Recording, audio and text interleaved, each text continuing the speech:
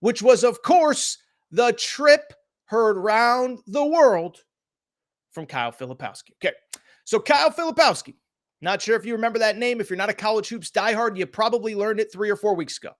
To his credit, best player on Duke. But of course, it was about 3 weeks ago that the huge brouhaha and all the conversation about the court storming happened. If you remember, Duke loses at Wake Forest. Now, it's not Kyle Filipowski's fault. It's not Duke's fault. But as soon as the buzzer goes final, before they can get off the court is stormed at Wake Forest. Fans are running around. Kyle Filipowski, there's a little bit of a physical interaction. I don't think anybody actively ran into Kyle Filipowski on purpose. If anything, there's some videos that showed Kyle Filipowski maybe initiating some contact. But I bring it up because as soon as that happened, it was the outrage of all outrage. How can we have these court stormings? This is the worst thing that has ever happened in the history of sports. You heard John Shire go to the podium and say, this just has to end. We cannot tolerate this nonsense. And I'm not quoting him verbatim, but you get the point. Jay Billis was out on these internet streets tweeting and saying that anyone that steps on the court should be arrested. And Kyle Filipowski himself, he had a lot to say. Producer Matt, go ahead and toss up the tweet from Kyle Filipowski the day of the court storming, where Kyle Filipowski said, this gotta change. As you see, if you're watching on YouTube, the tweet, 1.8 million views at 4:37 on February 24th, 2024. So the last time we saw Kyle Filipowski, he was being carried off the court like Paul Pierce in the NBA Finals. Of course, as we remember, he played the next game. He was fine. He was basically dunking from the foul line. He had a sick dunk. And we thought that was where the story was going to end. But then a funny thing happened in Saturday's Duke-Carolina game. By now, you've probably seen the highlight. My buddy Nick Coffey put it out there first. That was the first place that I saw it, where there is a clear dust-up between Kyle Filipowski and Harrison Ingram from North Carolina. Kyle Filipowski, Harrison Ingram tries to get up. He tries to run by Kyle Filipowski, and Kyle Filipowski very blatantly sticks his leg out to try and trip Harrison Ingram, ends up tripping. Nothing ends up happening, but the video certainly made the rounds and certainly was interesting. And I think it's also worth noting that there was some even more damning video, in my opinion, that came out of Cameron Indoor on Saturday night. North Carolina, after the win, now they did do a little tiny bit of taunting, kind of did the Dalton Connect, point to the ring finger, give me that ACC championship ring. North Carolina won the game outright with that win.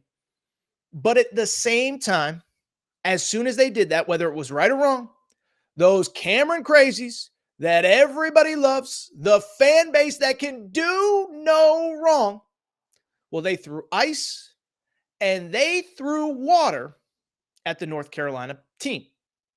To which I say, arrest everybody. Throw them in a Siberian work camp. Send them out of the country. Worst human beings in the world. Start with Filipowski and send everybody else out. All right, I'm obviously being a little hyperbolic there, but I do think this is worth talking about just because I find it very interesting, the coverage of one side of things versus the other. Because when the Kyle Filipowski stuff happened, I put out a tweet and I saw, kind of other people in the media talking about it. And I'm not here to say what other people's opinions are or what they should be. But I saw a lot of, well, the only reason people care about this situation with Kyle Filipowski is because he's a white dude at Duke, and there's a history of white dudes at Duke doing dumb stuff. Grayson Allen, obviously, with the tripping 4 or 5 years ago, whatever it was. Also, you could go back to Christian Laettner stomping on, Aminu Timberlake's chest. The Kentucky fans in the mentions can give me the exact name. I think it was Aminu Timberlake back in 92. That iconic game, Grant Hill to Christian Laettner. Nobody remembers except for Kentucky fans, Christian Laettner stomping on a Kentucky player's chest. So, there's certainly a history with Duke. But let me also say this. I'm not talking about this, in my opinion. I can't speak again for anybody else in the media, but I'm not talking about this because it's a white dude at Duke acting a fool. I'm talking about it because, as I said, I believe it's very interesting one type of coverage versus the other. Let's start with Filipowski, because why I'm talking about this is not because Kyle Filipowski did the worst thing in the history of the world. And trust me, I'm not going to pull a Jay Billis. To quote the movie Jerry Maguire, I'm not going to do what you all think I'm going to do and actually advocate for arrests or suspensions or fines or punishments or whatever. But at the same time, why it is a big deal is because Kyle Filipowski, when the court storming happened, as best we could tell, nothing really major happened. I thought it was interesting with the Kyle Filipowski thing, by the way. Thought it was very interesting. He claimed afterward, he said something to the effect of like, they targeted me, which I found really interesting because I watched the video from every angle. I didn't see anybody targeting anybody, okay? I've seen targeting. It's in the NFL. It's a 15-yard penalty. By the way, the part that never made sense to me in that process was the fact that who's going to target a 6'10", 240-pound monster that probably bench presses 300 pounds? I'm sorry. Forgive me. I don't believe that Tommy, the comms major, is trying to take a swing on Kyle Filipowski, okay? So I wouldn't really care about the trip. It wouldn't be as big of a deal, but it becomes a bigger deal because Kyle Filipowski made himself out to be the victim.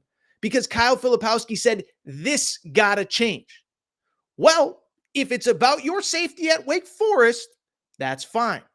But you can't then go around trying to trip people on the basketball court. Now, you could argue, certainly, that the court storming could have ended up much worse for Kyle Filipowski than the trip of Harrison Ingram in the UNC game. But at the same time, it doesn't really matter. We're either about protecting players from unnecessary stuff or we're not. Listen, there's going to be stuff that happens in a game that you can't control. I get that. But this wasn't an errant elbow. This wasn't two guys diving on the floor for a loose ball and one guy landed on the other's shoulder.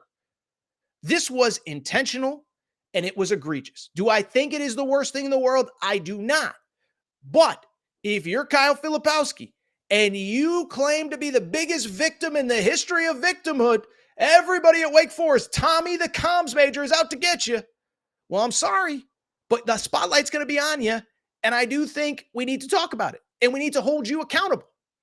By the way, you know who else? And by the way, to be clear, I'm not pulling a Jay Billis. I'm not saying he should be arrested.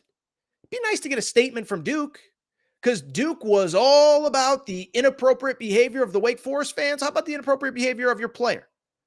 Speaking of fans, again, did you see the video of Duke players or Duke fans throwing ice and water at North Carolina's players as they left the court? Now, again, to be clear, in the history of humanity, I don't think that a bunch of Duke nerds throwing water at North Carolina's players is the worst thing that has ever happened. I am not going to sit there and pretend that. But at the same time, listen, one thing about me, and this is why we have so many people watching here on a Sunday, why so many of you guys like me, as always, drop your questions in the comment section. But at the same time, the one thing about me, I hold everybody to the same standard. And so I can remember plenty of times over the last couple years that fans have acted inappropriately and the media has demanded something, punishment. I can go back to a few years ago. Remember that Kyrie Irving incident in the NBA playoffs? Playing for the Brooklyn Nets, stomps on the Celtics logo. You have a fan throw an empty water bottle at Kyrie Irving. The next day, you turn on ESPN, it's everybody on here. You have to arrest this guy. It's awful. It's the worst thing that's ever happened. Now listen, I don't advocate people throwing stuff on the court, but if you're going to do that, then if you're going to argue that player safety is paramount and you can't have fans acting a fool at Wake Forest, then again, I'm sorry. I have very little sympathy for Duke fans. This is one where I'd like to see Jay Billis hold the same standard. I'd like for Jay Billis to say, you know what? I called out Wake Forest fans for rushing the court and putting the player's safety in danger. Well, how about you call out the Duke fans for throwing stuff at North Carolina's players? Maybe he did it on the broad. Maybe he's done it since. I don't know. And if he did, that's cool. But I'm just here to say all I want is fair, and all I want is fairness and equality. And I didn't see anybody getting triggered by the Duke fans. I didn't see anybody demanding arrests and suspensions and fines and whatever. And so I'm sorry. But to me, it is a biased world. And it's amazing. When the Duke fans do it, they're just passionate fans. When everybody else does it, including Wake Forest, they're the worst people to ever walk the face of the earth. Really quickly from the game. I mean, how about this? It's the final Saturday of college hoops. We're what? We are now 28 minutes into the show. We haven't even talked actual basketball. From the game perspective, I'll be quick because I want to get to some other stuff. I want to get to Tennessee, Kentucky, UConn, etc. But let's talk a little bit about the game. And a couple things stand out. North Carolina wins 84-79. I don't think there's an interesting take on North Carolina that I have not already shared, okay? So I've talked the same thing about North Carolina basically since the beginning of January. If you remember the beginning of January, they start 1-0 in league play. They play sometime in December. Then they have 3 straight road games to open January in ACC play. Well, I bring it up because ever since then, I've said the same thing about them. I like the pieces. I like how the pieces fit. I like how the transfer guys have come in and complement RJ Davis and Armando Bacot well, and none of that's really changed. Nothing really changed on Saturday in Durham. You look at North Carolina, not Paxton Wojcik, what's the other guy's name? Cormac Ryan, 31 points for North Carolina. That's one of those veteran transfers that wanted to be part of a winning team that decided to come to Carolina. Remember, Harrison Ingram, 24, 25 points in the first matchup. So for North Carolina, not much change. Now, I will say, with both Tennessee and Arizona losing, think that's where it gets a little bit interesting. I've seen a push to get North Carolina as a potential number 1 seed. I don't know that I'm there yet. Obviously, look, Houston, UConn, and Purdue are pretty much locked in as the ones. I'm not sure that I am totally ready to go there yet. But at the same time, I do think it'll be interesting going into Champ Week, because I think we all thought that if Tennessee won out, they probably had the inside track. Then they lost, and we thought Arizona was going to have the inside track. Then Arizona lost on Saturday night, and all of a sudden it gets much more interesting with North Carolina. Don't think I'm there yet. I still think probably if Tennessee wins out, they get it. Although SEC fans will tell you nothing that happens in the SEC championship game matters. So I think that's interesting and worth discussing. Credit to Carolina. What I will say really quickly about the Duke-Carolina game, I actually think the more interesting story, and I've said this many times, was actually in the losing locker room. And to me, the more interesting story is Duke. And for people who are probably just tuning in, have never heard me before, probably sitting there saying, oh, this guy Torres just hates Duke. Well, a couple things. One, I picked Duke to win the national championship in the preseason, okay? So no matter what you think about me, I thought of this team to be very good.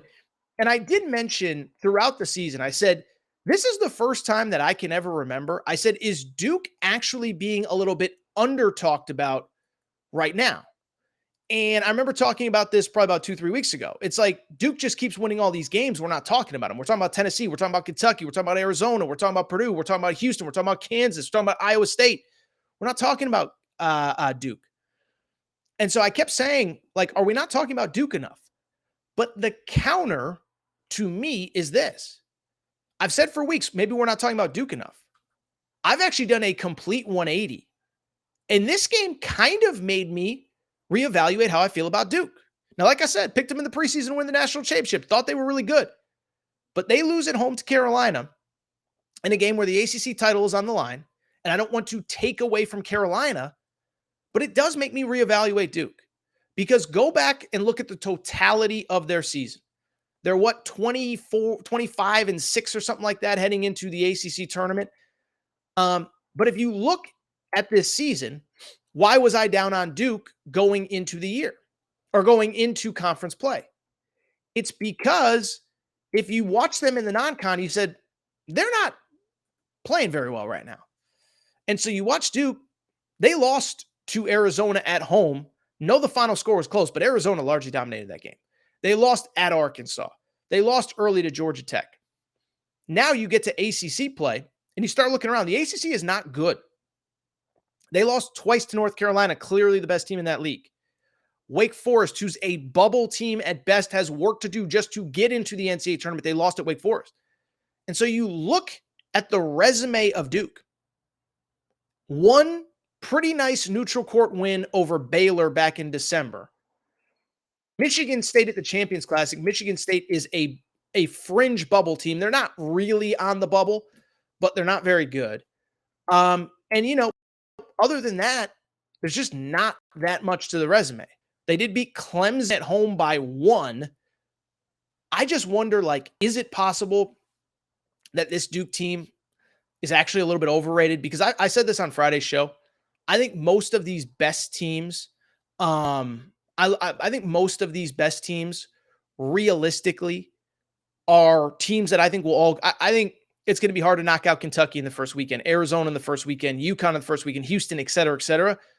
Duke's the one that I could see getting tripped up. I could see them being a 2 seed and losing to Florida or BYU or one of these mid-major teams, whatever. I just don't know how good they are.